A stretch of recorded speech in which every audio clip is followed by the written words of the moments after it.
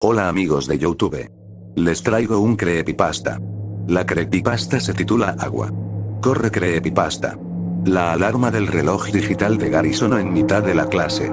Tan solo faltaban 5 minutos para ir a casa y poder disfrutar de las vacaciones de Navidad. La tiza chirriaba, mientras la señora Coleman descifraba algunas ecuaciones en la pizarra. Las gotas de lluvia chocaban contra la ventana y el viento silbaba cosas inteligibles. Nadie prestaba atención a aquellos números excesivamente redondos, dibujados con esmero por la cincuentona profesora de matemáticas. A pesar de que el segundero del reloj avanzaba lenta y perezosamente, por fin alcanzó las 14. En ese momento el timbre sonó con intensidad y los chicos salieron de la clase a toda prisa, atropellándose unos a otros, como si estuvieran escapando del mismísimo infierno. La señora Coleman miró a los críos con resignación. Tengan unas felices fiestas. Y, por supuesto, no olviden hacer los deberes. A la vuelta los corregiremos. Los chicos vieron y salieron corriendo unos detrás de los otros. Gary fue el último en salir. Cuando la clase quedó desierta, la profesora sacó de su bolso granate una cajetilla de cigarrillos Winston y puso uno con delicadeza en sus finos labios ligeramente agrietados por el frío. Gary caminaba meditativo por el arcén de la carretera. Ese día no quiso coger el bus escolar y decidió ir andando hasta casa, la cual se encontraba a 2 kilómetros de distancia. Esa Navidad sería la cuarta que celebrarían sin la presencia de su padre. Llevaba 2 años que hacía lo mismo al salir de clase. Caminaba solo, observando los innumerables detalles de la naturaleza invernal, mientras recordaba la imagen de su difunto padre, imagen que con el paso de los años se iba emborronando en su joven memoria. Caminaba despacio. Deseaba que el camino se estirara hacia el infinito y poder estar andando un par de horas más que de costumbre. Sabía que, en cuanto llegara a casa, encontraría a su madre cocinando obsesivamente abundantes platos para la cena de Nochebuena. Desde la muerte de su padre, en todas las fiestas se comportaba igual. Cocinaba para unas 20 personas. Incluso ponía un plato y sus respectivos cubiertos para su padre, como si estuviera todavía presente en la mesa. Gary no comprendía el comportamiento de su madre. Sabía que estaba loca, pero la idea de que el espíritu de su padre estuviera sentado a su lado en la cena de Nochebuena era una cosa que realmente le hacía erizar su piel. Después de pasear por el escurridizo arcén de la carretera 44, pasó por el río. Escuchó el agua cayendo por la cascada. Divisó a lo lejos el tejado rojizo de su acogedora casa. El viento cada vez era más fuerte y frío. Le costaba andar y en un par de ocasiones sintió que el viento lo llevaba consigo. Por fin llegó a la valla que rodeaba su casa. Atravesó el jardín. Fue directamente hacia la puerta trasera, donde se encontraba la cocina. Golpeó enérgicamente con los nudillos la puerta de madera maciza. La señora Hughes abrió la puerta con cara de preocupación. Hijo, ¿por qué has tardado tanto? Te dejé muy claro que no me gusta que vengas solo por la carretera. Podría atropellarte un coche o algún pervertido sexual, podría secuestrarte y vender tus órganos en algún país del sur. ¿Quieres matarme de un infarto? Gary no contestó. Se dirigió hacia la sala principal, para llamar a su mejor amigo, Randy. Esa tarde irían de expedición al río y jugarían a lanzarse piedras entre los matorrales, como de costumbre. ¿No piensas comer nada?, insistió Catherine Hughes mientras se llenaba una copa de vino hasta el borde. Ahora comeré, mamá. Gruñó el pequeño, primero quiero llamar a Randy para quedar con él esta tarde. Empieza sin mí. Después de una larga conversación con el travieso Randy Russell, regresó a la cocina y comió un poco de pollo y coles de Bruselas, algo asqueado pero a la vez hambriento. Miró a su madre disimuladamente y percibió la imagen de una mujer que, a pesar de no llegar a los 40 años, parecía mucho más vieja. Llevaba un chándal que en algún momento fue de color rosa fucsia, pero que, a base de lavados, se fue transformando en un tono rosa palidecido, casi blanco. Su cabello era castaño con reflejos rojizos y lo tenía muy encrespado. Tal vez hoy no se había peinado. Catherine Hughes había caído en una horrible depresión justo después de la muerte de su marido, Charlie. A ello se le agregaba sus esporádicos brotes esquizofrénicos, que sufría desde la infancia. Antes no era un problema la leve esquizofrenia de la señora Hughes. Sin embargo, tras la muerte de su marido, no solo se había despreocupado de su físico, sino también olvidaba tomarse su medicación con regularidad. Todo ello lo vivía Gary en su piel desde los 9 años. Muchas veces le recordaba que se tomara la medicación, pero nunca lograba nada, puesto que tan solo era un mocoso sin derecho a opinar, ni siquiera por el bien de su madre, a la cual cada día iba odiando con mayor intensidad. Catherine advirtió a su hijo que por la tarde no podría salir de expedición al campo, debido a que a partir de las 5 habría una gran tormenta y hasta el día siguiente no cesaría. Gary sabía que, cuando su madre le sugería que se quedase en casa, no era una mera sugerencia, era una sólida orden. Así que, después del almuerzo, volvió a llamar a su mejor amigo para aplazar el plan para la mañana siguiente. Hola. Gary identificó la voz de Edna Russell, la madre de Randy. Buenas, soy Gary. Dijo tímidamente, ¿está Randy en casa? Quisiera hablar con él. Ah. Hola Gary, no te reconocí. Acaba de ir a casa de los vecinos. Cuando regrese le digo que has llamado, ¿de acuerdo? Vale, señora Russell. Contestó mientras enredaba el cable del teléfono entre sus dedos. ¿Podría decirle que lo del río lo aplazamos para mañana por la mañana? Dice mi madre que esta tarde va a llover mucho. Claro, eso mismo le he dicho yo. De todos modos, cuando vuelva le diré que te llame. Respondió Edna. Por cierto, ¿cómo está tu madre? Está mejor. No estaba mejor, pero a ella tampoco le importaba. ¿Quieres que te la pase? No importa, Gary, seguramente esté ahora descansando. Dale recuerdos de mi parte y dile que pronto iré a hacerle una visita. Yo se lo digo. Adiós. Adiós, pequeño. Le daré a Randy tu mensaje. Colgaron el teléfono a la vez. La tarde se le hizo interminable. La señora Hughes no paraba de cocinar, mientras cantaba viejas canciones de rock y roll y fumaba sin parar cigarrillos de liar, cuyo olor se alejaba mucho del olor de los cigarrillos de su profesora de matemáticas. Con el paso de los años supo que lo que su madre fumaba no era tabaco. La casa se impregnó de una mezcla dulzona de olores. Pescado asado, patatas fritas, pollo con verduras, dulce de leche, cerdo frito con salsa agridulce, chile con carne, en fin, un montón de comida que nadie se comería al día siguiente. Mientras tanto, el pequeño Gary jugaba con sus coches de juguete y observaba a las despampanantes mujeres de su serie favorita, Charlie's Angels. Por fin sonó el reloj de la sala de estar. Las 11 en punto. Hora de dormir. Mañana será un gran día, pensó Gary. Catherine seguía preparando la tarta que culminaría la gran cena. Los primeros rayos de sol atravesaron la ventana. Miró el despertador.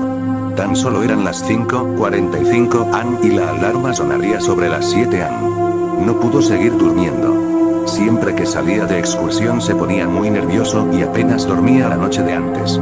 Entonces decidió bajar a la cocina y servirse un gran tazón de leche con cereales Lucky Charms, sus favoritos. Cuando terminó su desayuno, se dirigió hacia el baño para darse una ducha. Entonces pasó por la puerta de la sala de estar, la cual se encontraba abierta de par en par. Su madre estaba acostada en la butaca mientras sostenía una revista en su regazo, justo por la página del horóscopo. Le arrancó la revista de sus gruesos dedos amoratados por el frío y la dejó sobre la mesita. Luego la cubrió con un gran edredón. Descansa, susurró. A las 7:30 sonó el timbre de la puerta principal. Gary bajó las escaleras apresuradamente y, al abrir la puerta, se llevó una gran sorpresa. Randy no estaba solo. Dos chicos lo acompañaban montados en sus respectivas bicis. Eran los hermanos Scott, Vincent y Hank. Randy los había invitado a la expedición. Gary no había tratado mucho con aquellos chicos, puesto que eran de un curso superior al suyo. No le agradaba la idea de que aquellos muchachos fueran con ellos al río.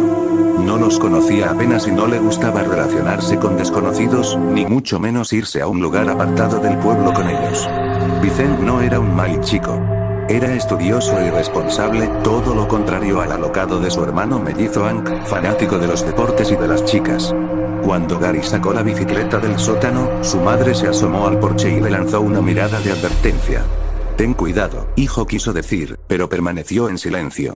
Gary entendió a la perfección su mirada. Los 4 chicos partieron. El trayecto se les hizo un poco largo. Fueron prudentes, ya que el asfalto de la carretera estaba aún húmedo y escurridizo, debido a la tormenta de la noche anterior. Se desviaron hacia la derecha, introduciéndose en el bosque. Avanzaron por un camino, que ellos mismos habían hecho entre la maleza días atrás.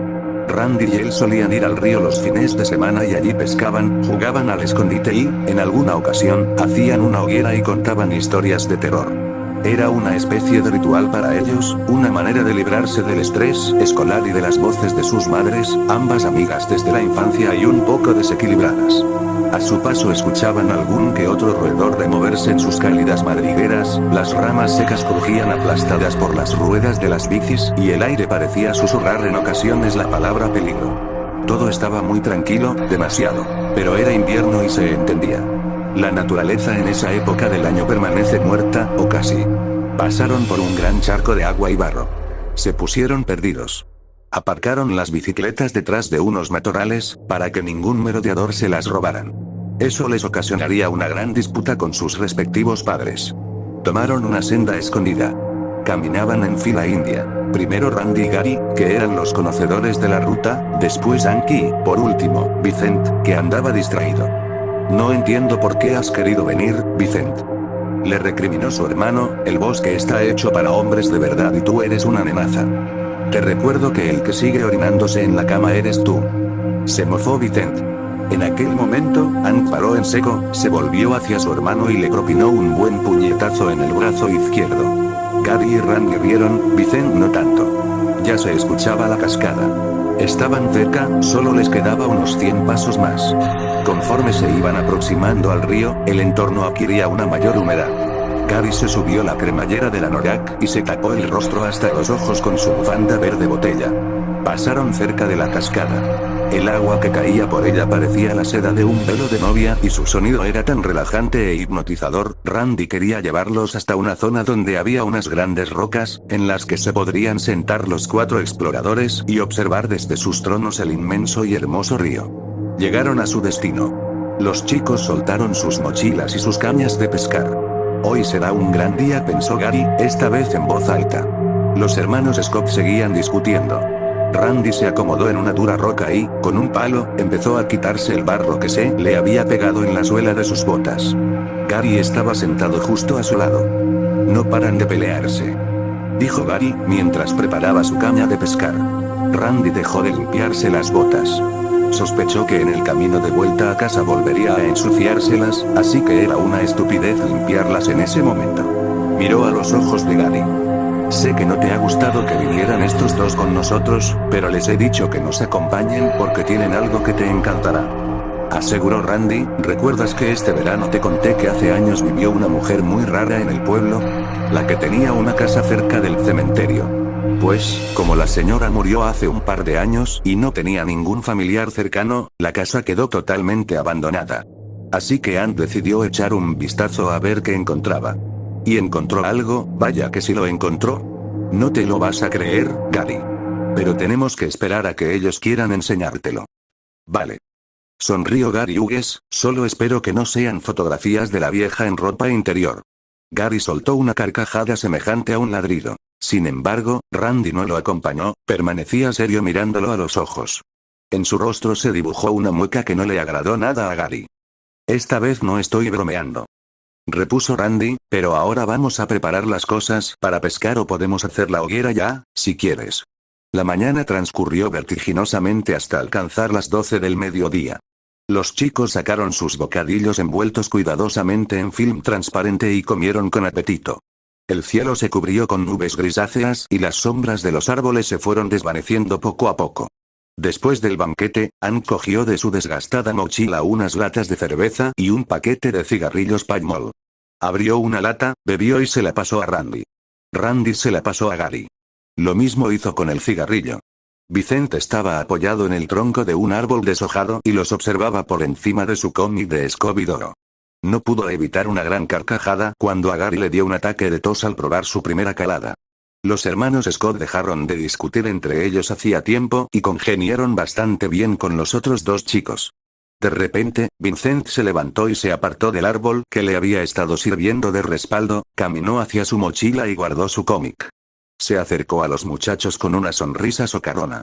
Con torpeza, se sentó en el corrillo que habían formado alrededor de una pequeña fogata. Gary, ¿te gustan las historias de terror?, dijo mientras acercaba las manos al fuego para calentárselas. Mi hermano y yo tenemos una que te va a encantar. Es real, ¿sabes? Gary lo miró con los ojos muy abiertos. Claro que le encantaban las historias de miedo. Pero la seriedad en el rostro de Vicent le hizo pensar al joven Hughes que su historia no tenía nada que ver con el hombre del saco o con el payaso de debajo de la cama. Claro. Contestó casi susurrando. Hank, tráelo. Ordenó Vicent a su hermano. Se levantó y fue hacia su mochila, que se encontraba bajo la sombra de un gran roble. Sacó un libro de bolsillo, aunque bastante voluminoso. Si les gustó dale like y suscríbete al canal para que visites mis próximos creepypastas que subo. Soy Magali Locuendo 14. Me despido.